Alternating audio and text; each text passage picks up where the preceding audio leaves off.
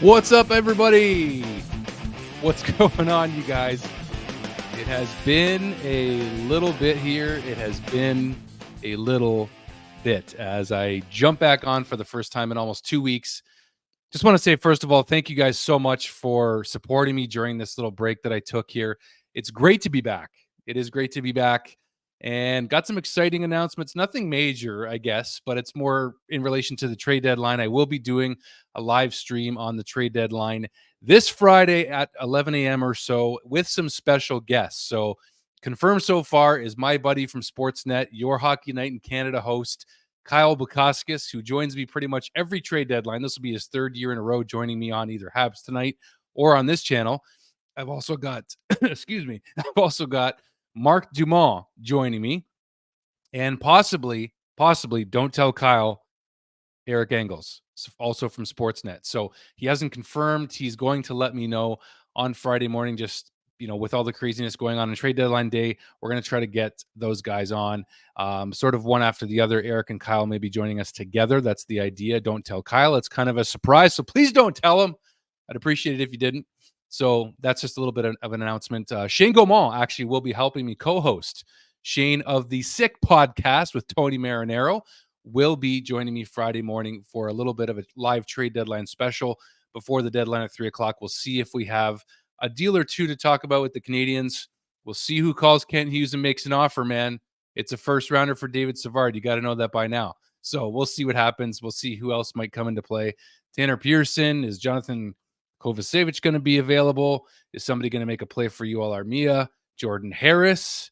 There's a lot of names being floated around, but there's certainly no guarantees at this point. So I want to talk to you guys about a couple quick things here as I, smile here because I'm back on the channel with you guys and happy to be here, like I mentioned. But Nick Suzuki, my friends, is raising his NHL ceiling by the season, scoring his 100th career goal last night. And you know what? It's nice to talk about it, but why don't we show you and just remind you from a great angle, actually, Nick Suzuki's 100th career NHL goal. Let's take a look at it right now. Just wires it. Look at that shot right under the bar. Great elevation. Game over. Come on.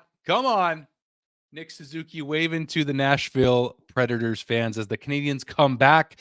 Joshua Waugh getting his second career NHL goal in this game, tying it for the Canadiens on a turnover, which was really cool to see from taking the puck off Roman Josi. Not a bad guy to win a puck from and go in and snipe to tie the game 3-3 last night versus the Predators.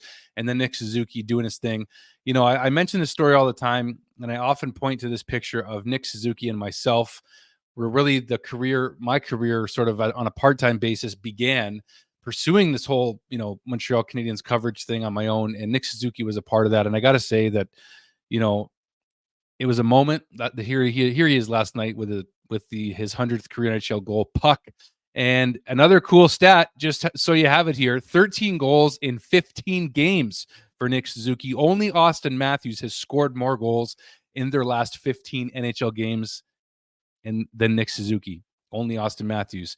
And so far, by the way, Nick Suzuki still has more playoff series wins than Austin Matthews. Boom! Take that to the bank and cash it, because that's a fact. That's a fact. It's just fun. It's fun to throw it out there.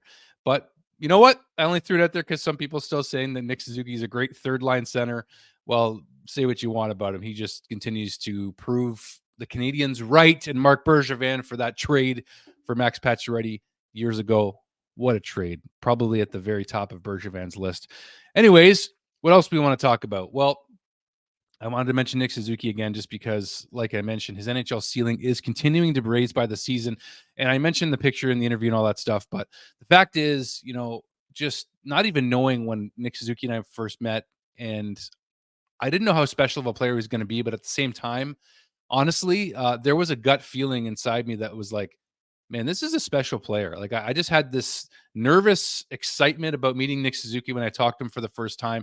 That picture is from literally 5.5 years ago in November of 2018, when Nick Suzuki was a member of the Owen Sound Attack, just before he got traded to Guelph in the OHL, went on his playoff run and won the OHL title with the Guelph Storm.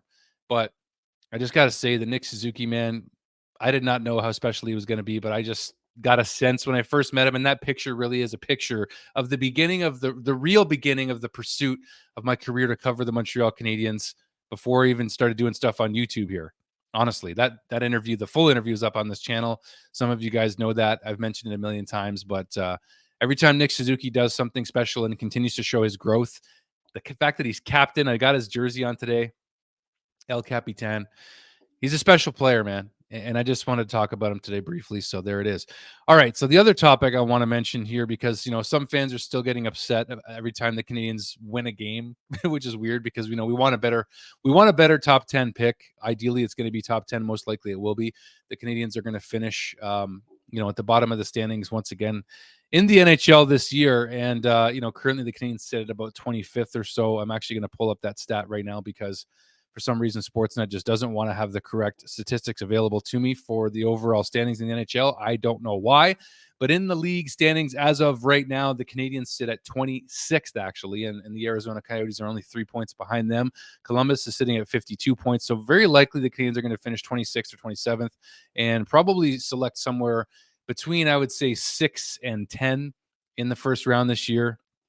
And this is the other point I wanted to make, is that there's no need to be disappointed about wins before season's end here. The Canadiens are going to do what they're going to do.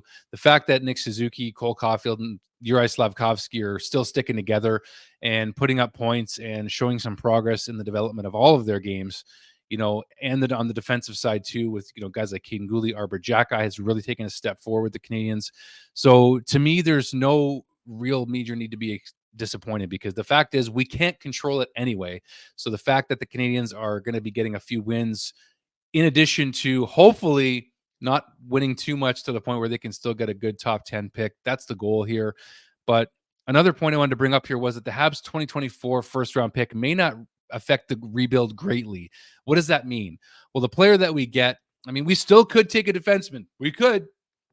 I'm not even going to be disappointed this year. There's going to be no overreaction from Drew Deeks this year whenever the Canadiens make their pick. I'm telling you right now, there will not be an overreaction. I'm not going to be surprised at whatever pick they take. I won't be surprised if the Canadiens trade their first round pick, their top 10 pick, if they have a chance to acquire a better top 6 forward. Not even going to mention names, okay?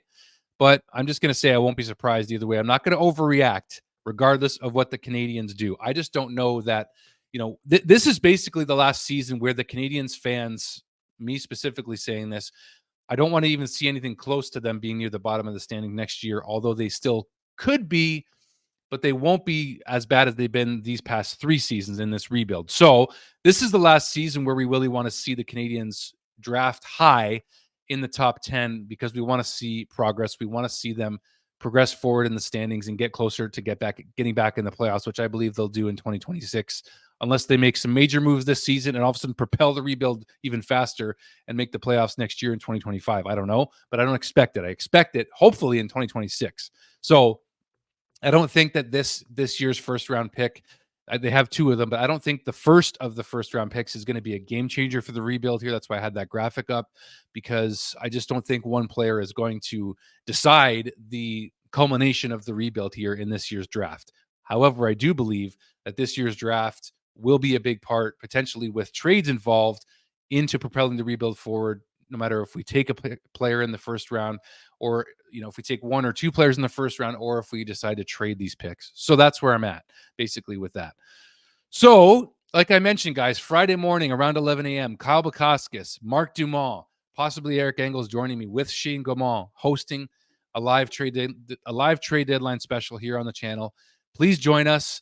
I will be hopefully breaking at least one trade. Even if I don't, I'll still react to, a trade. Hopefully it happens before 3 p.m., which, I have to work Friday at 3 p.m. and working every Friday of every trade deadline at 3 p.m. the last few years has allowed me to do a show before the deadline, and we've been able to talk about the trades before they've happened. So I hope you can make it. I hope you can be there, and I appreciate the support, you guys. Thank you so much for understanding while I've taken a break. I really genuinely appreciate it here. It means a lot to me to see you guys still come back here and show up, and just all the kind words and messages you guys sent me during this little break here. It means the world to me. I appreciate it. Thank you so much. Also, stay tuned. My friend Adrian from Habs Tonight actually is posting an interview, sort of an interview that he did with me on his new channel that he's going to be posting. So I'll be posting that for you guys on this channel when that comes out, today or tomorrow or in the next couple of days. So stay tuned for that. Thank you guys for watching.